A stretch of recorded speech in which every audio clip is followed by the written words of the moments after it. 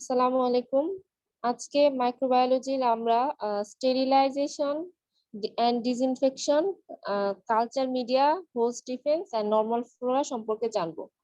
তো গত ক্লাসে আমরা হচ্ছে ব্যাকটেরিয়া সম্পর্কে জেনে আসছি। আজকে আমরা এগুলার ডিটেলসে জানবো। আচ্ছা, শুরু করি। স্টেরিলাইজেশন এন্ড ডিসইনফেকশন, এগুলা আসলে আমরা ছোটবেলা থেকেই জানি যে ডিসইনফেক্ট করতে হয়। এখন তো আসলে আরো বেশি বেশি যে করোনা ভাইরাসের জন্য সবসময় ডিসইনফেক্ট সাবস্টেন্স দিয়ে আমরা ইনঅ্যানিমেট অবজেক্ট গুলাকে সেগুলো আছে সেগুলাকে স্পোর বা ভাইরাস ব্যাকটেরিয়া সেগুলোকে কিল করার চেষ্টা করি। এখন আমরা হচ্ছে সেগুলোর ডেফিনেশন গুলো দেখি। Sterilization. It is freeing or removal of all microorganism, including bacterial spore from the article. আর মানে বলছে যে all types of microorganism, যেখানে হচ্ছে ব্যাকটেরিয়াল স্পোর গুলাও থাকবে আর্টিকেলের মধ্যে, মানে বস্তুর মধ্যে বা যেখানেই থাকুক সেখান থেকে যে রিমুভ করা হয় সেটাই হচ্ছে sterilisation. Disinfection. It is the killing of many but not all micro organism. এটা হচ্ছে অনেক মাইক্রো অর্গানিজম তো অনেক রকমের আছে, সেখানে সেই অর্গানিজম গুলোর মধ্যে হচ্ছে অনেক, কিন্তু সবগুলাই না। Specially resistant bacteria spore in inanimate object. Inanimate object বলতে কোনগুলা, যেগুলা হচ্ছে যে অবজেক্ট গুলা not alive, like chair, table, dress, বই, খাতা, এগুলা যেগুলা আছে, বা লিভিং অর্গানিজম গুলা না, সেইগুলা হচ্ছে ইনঅ্যানিমেট অবজেক্ট। এই ইনঅ্যানিমেট অবজেক্টের মধ্যে যে ব্যাকটেরিয়াল স্পোর গুলা থাকে বা যা থাকে যেগুলাই থাকবে, সব টাইপস, সব রকমের হচ্ছে মাইক্রো অর্গানিজম না, বাট অনেক রকমেরই মাইক্রো অর্গানিজম যেগুলাকে কিল করা হয় সেটা হচ্ছে ডিসইনফেকশন। তারপরে হচ্ছে antiseptic. These are products that destroy or inhibits the growth of microorganism in or living tissue. অ্যান্টিসেপটিকটা হচ্ছে যে এটা প্রোডাক্ট যেটা হচ্ছে ডিস্ট্রয় করে আর ইনহিবিট মানে গ্রোথটাকে ইনহিবিট করে দিচ্ছে মাইক্রোঅর্গানিজমটাকে, সেটা হচ্ছে লিভিং টিস্যুর উপরে। এটা হলো অ্যান্টিসেপটিক, যেমন সারফেস অফ স্কিন, মিকাস মেমব্রেন। তো এইখানে হচ্ছে স্টেরিলাইজেশন এন্ড ডিসইনফেকশন, যদি এটা হচ্ছে ডেফিনেশন হচ্ছে ভাইভাতে জিজ্ঞেস করে আমাদের কলেজের জন্য, মানে ভাইভাতে এটা জরুরি, জানা জরুরি। আচ্ছা, এরপরে দেখি method of sterilisation and disinfection. এই মেথড অফ স্টেরিলাইজেশন ডিসইনফেকশনটা হচ্ছে, এটাও রিটেনেও আসে, পাশাপাশি হচ্ছে ভাইভাতেও অনেক বেশি পরিমাণে জিজ্ঞেস করে। দেখা গেছে যে সবাইকেই কম বেশি জিজ্ঞেস করে এই জিনিসটা। তো এখানে মেথড অফ স্টেরিলাইজেশন এন্ড ডিসইনফেকশনের দুইটা মেথড আছে। একটা হচ্ছে ফিজিক্যাল এজেন্টের মাধ্যমে কিভাবে মাইক্রো অর্গানিজম গুলাকে ডিস্ট্রয় বা কিল করা হয়, আরেকটা হচ্ছে কেমিক্যাল এজেন্ট।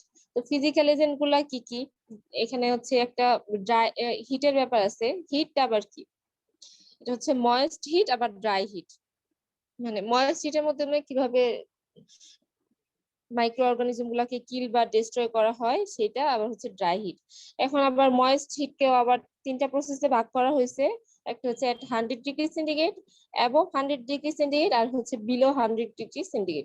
এইগুলা হচ্ছে ভাইবার জন্য অনেক ইম্পর্টেন্ট, ভাইবাতে জিজ্ঞেস করে, প্লাস নামগুলা জিজ্ঞেস করে, ইন ডিটেলসে জিজ্ঞেস করে না, কিন্তু এগুলা জিজ্ঞেস করে। আর হচ্ছে রিটেনের মধ্যে তো রিটেনে লিখতেই হবে। আচ্ছা, 100°C বয়লিং। এখন এখানে যে বয়লিং আছে, আমরা 100°C তাপমাত্রায় যে সমস্ত মানে সাবস্টেন্স গুলা আছে যেগুলাকে বয়েল করলে সেগুলার হচ্ছে ডিসইনফেক্ট বা স্টেরিলাইজ হবে, সেগুলাকে আমরা বয়েল করব, যেমন সিরিঞ্জ, রাবার। তারপর এইগুলাকে বলছে যে এগুলা হচ্ছে বয়লিং করা হয়। বয়লিং করে এগুলাকে হচ্ছে স্টেরিলাইজড আর ডিসইনফেকশন করা হয়।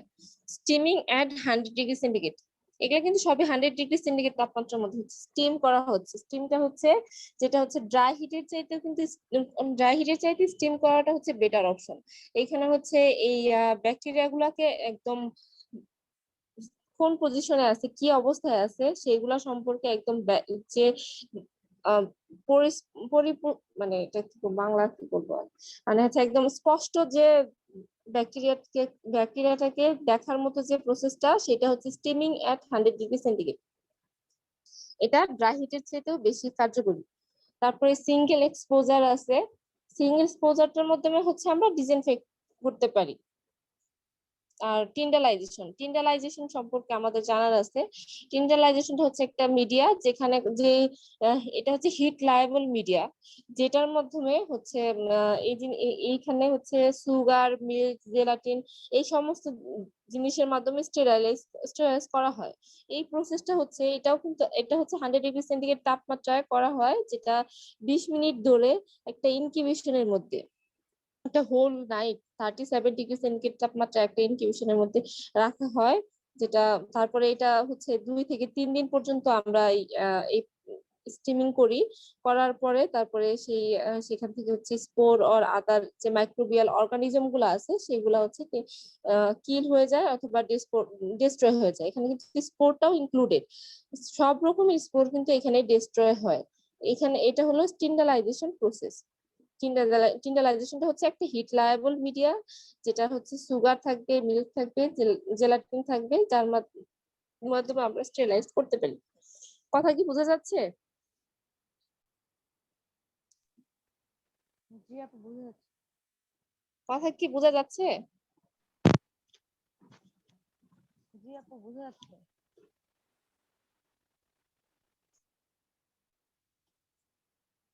বুঝতে কি সমস্যা হচ্ছে নাকি না বুঝতে না, হচ্ছে না? কথা তো শোনা ক্লিয়ার। যাচ্ছে, হ্যাঁ স্পষ্টই শোনা যাচ্ছে।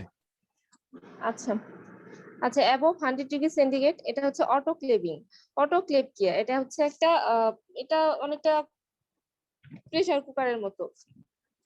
প্রেসার কুকারে যেমন হচ্ছে একটা মেটালিক এটা মেটালিক একটা বেসেলের মধ্যে হচ্ছে এটা এখানে স্টিমিং করা হয় 100°C তাপমাত্রায়, তারপরে এটাকে বয়লিং করা হয় একটা অ্যাটমসফেরিক প্রেসারের মাধ্যমে, তারপরে হচ্ছে যেটা হচ্ছে হাই টেম্পারেচার মেনটেন করতেছে আর হচ্ছে হাই প্রেসার মেনটেন করতেছে। তারপরে এটা হচ্ছে একটা হোল নাইট একটা টাইট করে, মানে ক্লোজ এয়ার টাইট একদম, যেখানে কোনো এয়ার থাকতে পারবে না সেইভাবে আটকে রাখা হয়। তারপরে এই প্রসেসের মাধ্যমে খুব দ্রুত 15 থেকে 20 মিনিটের মাধ্যমেই স্পোর বা হচ্ছে অর্গানিজম গুলা কিল হয়। এটা হলো অটোক্লেভিং। আর বিলো 100°C পাস্তুরাইজেশন আর সিরাম ইন্সপিসিটর। পাস্তুরাইজেশনটা তো আমরা হচ্ছে মিল্কের ক্ষেত্রে জানি যে মিল্কের মধ্যে যে হচ্ছে ব্যাকটেরিয়া গুলা থাকে সেগুলাকে কিল করা। এখানে কিন্তু পাস্তুরাইজেশনের ক্ষেত্রে দেখা যাবে যে এই আহ, কোনো কিছুর পরিবর্তন হবে না, যেমন কালার, ফ্লেভার, এটার নিউট্রিটিভ ভ্যালু এক্সেট্রা। তারপর আছে হচ্ছে সিরাম ইনসপিসেটর। সিরাম ইনসপিসেটরটা হচ্ছে এটাও 100°C তাপমাত্রা বিলো 100°, এটা কিন্তু 100°C নিচে। যেমন এইটার টেম্পারেচার হচ্ছে 75 থেকে 80° এর মধ্যে থাকবে। এই প্রক্রিয়া হচ্ছে সিরামটাকে, যেমন ইক বা সিরাম আর ইকটাকে স্টেরিলাইজড করা হয়, করে সেখান থেকে হচ্ছে আহ ব্যাকটেরিয়াকে ডিস্ট্রয় আর কিল করা হয়। তারপরে আছে ড্রাই হিটের মধ্যে আছে হচ্ছে red heat, flaming, hot air oven. এখন রেড হিটটা হচ্ছে যেখানে যে বুনসেন বার্নার আর স্পিরিট ল্যাম্প 100°C তাপমাত্রায় যে সব বুনসেন বার্নার আর স্পিরিট ল্যাম্পের মাধ্যমে যে সব ব্যাকটেরিয়াল অর্গানিজম গুলো আছে, মাইক্রোবিয়াল অর্গানিজম, সেগুলাকে স্টেরিলাইজ করা হয় যে প্রসেসে, সেটাই হচ্ছে রেড হিট। আরেকটা হচ্ছে ফ্লেমিংটা হচ্ছে ওই যে আর্টিকেলের মধ্যে ফ্লেমিং এর মাধ্যমে যে এটার মধ্যে হচ্ছে নট হাই টেম্পারেচার, এটা হচ্ছে রেড হিটে কিন্তু হাই টেম্পারেচার লাগে অ্যাবভ 100°C। এটা হচ্ছে not necessary for high temperature, এখানে হচ্ছে ফ্লেমিং এর মাধ্যমে স্টেরিলাইজ করা হয়। আর হট এয়ার ওভেনের মাধ্যমেও কিন্তু স্টেরিলাইজেশন প্রসেসটা কমপ্লিট করা হয়। আচ্ছা এরপরে দেখি, তারপরে আছে রেডিয়েশন। আমরা রেডিয়েশন আর হচ্ছে ফিল্ট্রেশন। রেডিয়েশনের মধ্যে আছে আয়োনাইজিং এর আবার কি আছে? আয়োনাইজিং হচ্ছে যে এক্স রে, গামা রে, ক্যাথোড রে। এক্স রে হচ্ছে ইমিডিয়েট এনার্জি, আবার হচ্ছে গামা রেটা হচ্ছে হাই এনার্জি, ক্যাথোড রে হচ্ছে লিস্ট এনার্জি। এগুলা আবার হচ্ছে নন আয়োনাইজেশন। এগুলা হচ্ছে আলট্রাভায়োলেট রে। আসলে এগুলা নাম জানলেই হবে, এগুলা এত ডিটেলসে জিজ্ঞেস করে না। ফিল্ট্রেশন কেন করা হয়? স্টেরিলাইজ করার জন্য ফিল্ট্রেশন করা হয়। তারপরে পিউরিফিকেশনের জন্য করা হয়।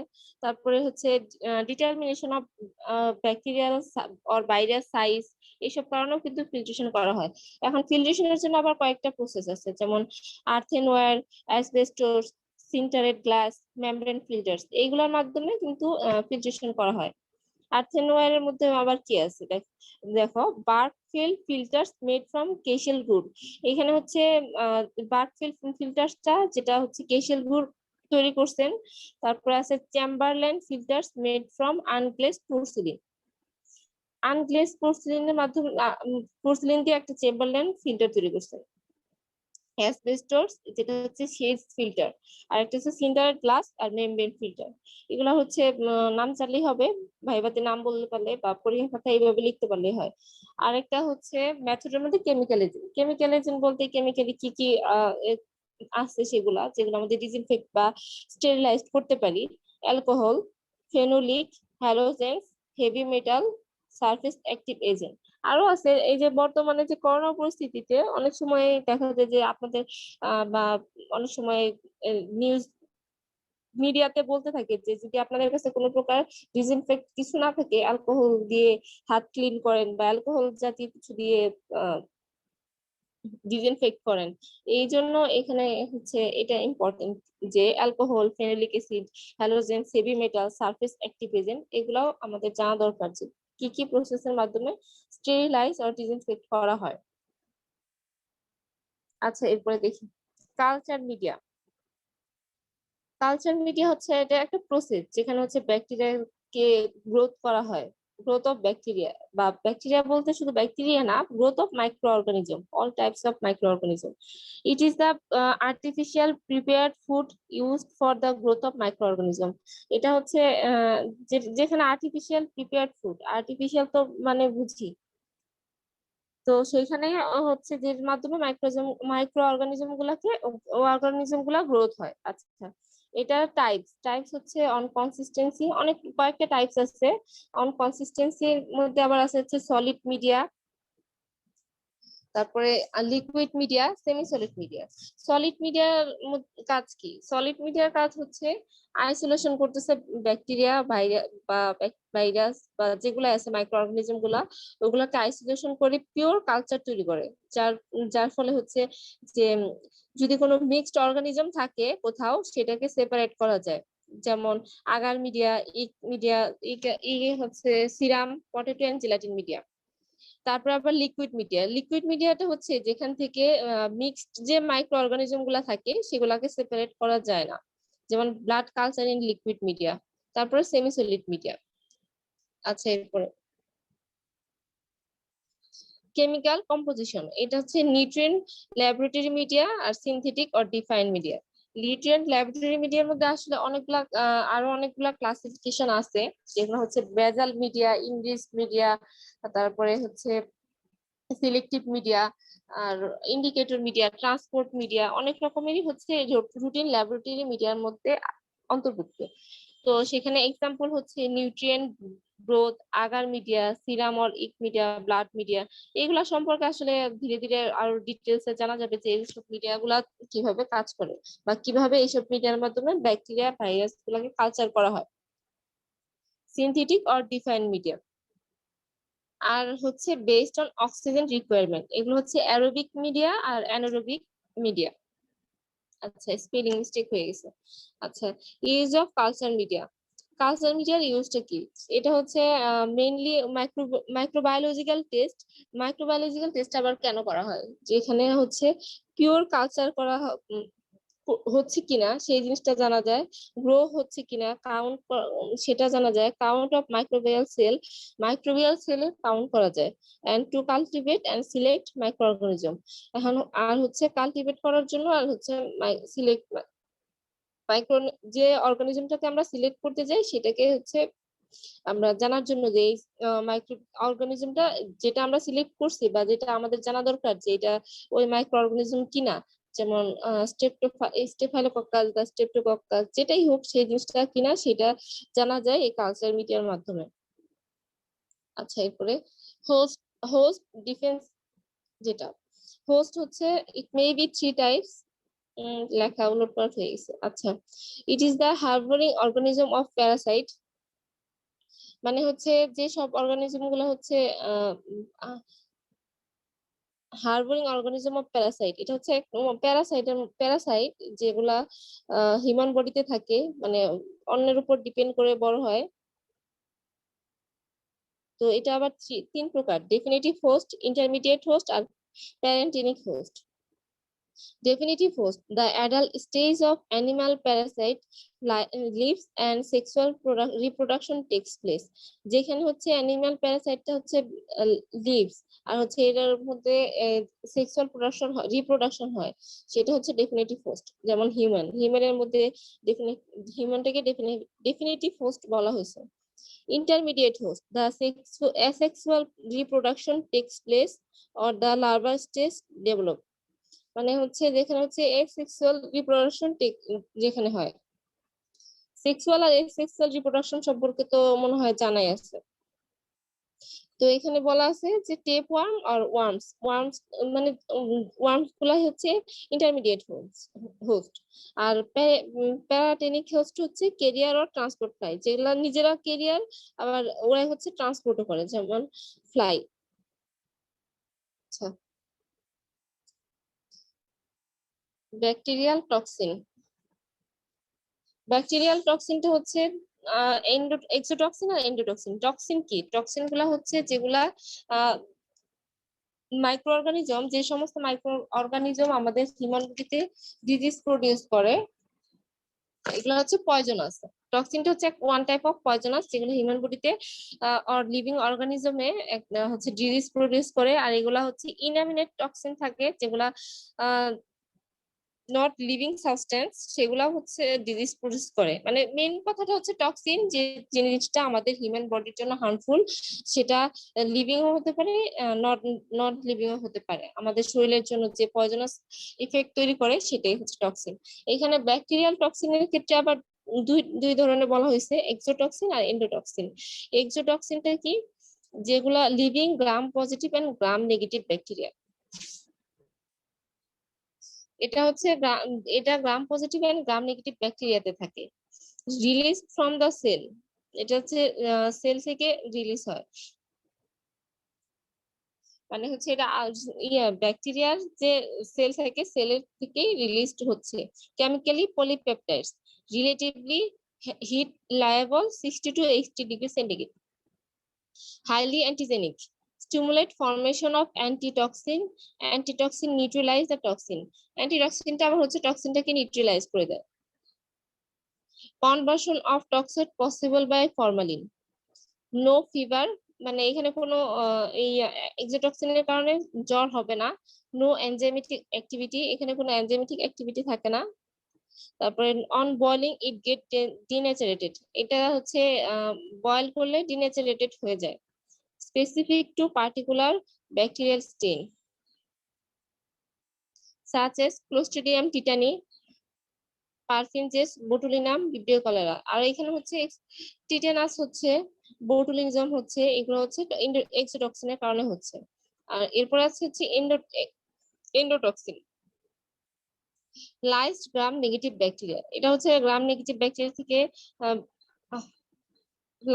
লাইজড হয়। তারপরে located integral part of cell wall of gram negative bacteria.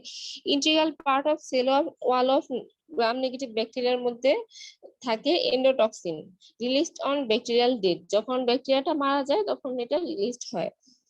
Chemically lipopolysaccharide, এটা হচ্ছে কেমিক্যালি লিপোপলিস্যাকারাইড দ্বারা আবৃত। রিলেটিভলি হেট স্টেবল, আচ্ছা এক্সোটক্সিন কিন্তু হেট লায়েবল ছিল, আর এটা কিন্তু হেট স্টেবল 250 ডিগ্রি সেন্টিগ্রেড তাপমাত্রা। আর উইকলি অ্যান্টিজেনিক, অ্যান্টিবায়োটিক্স আর protective. Not conversion to toxoid, এখানে ওইটা কিন্তু টক্সাইডে কনভার্সন হয়েছিল বাই ফরমালিন, এটা টক্সাইডে ফরমেশন হয় না, কনভার্সন হয় না।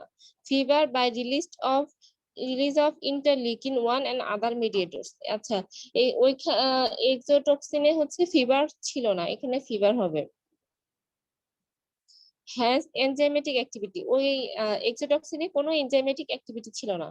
On boiling it is not denatured. ওটা এক্সোটক্সিনটা হচ্ছে বয়লিং এ ডিন্যাচারেটেড হয়ে যায়, আর এটা নট ডিন্যাচারেটেড আর নন স্পেসিফিক। এই এন্ডোটক্সিনের কারণে সেপসিস হতে পারে, মেনিঙ্গোকক্সিমিয়া হতে পারে।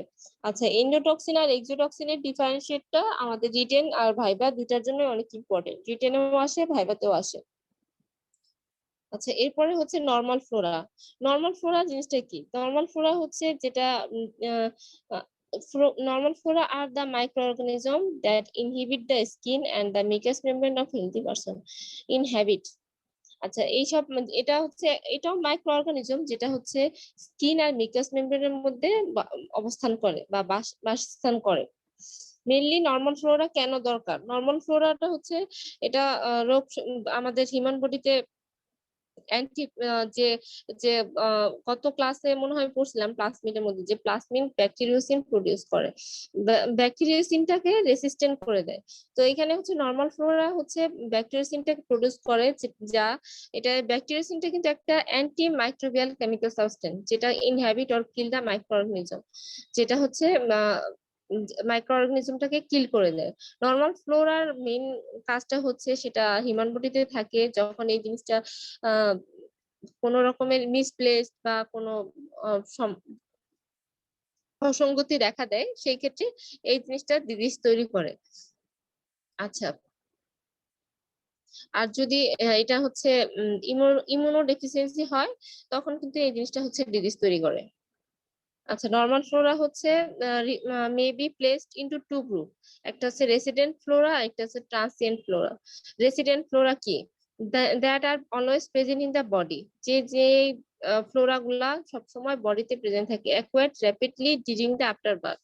যেগুলো হচ্ছে ডিউরিং এন্ড আফটার বার্থ, জন্মের পর পরই সেই জিনিসটা আসে। এটা সবসময় থাকবে বডিতে।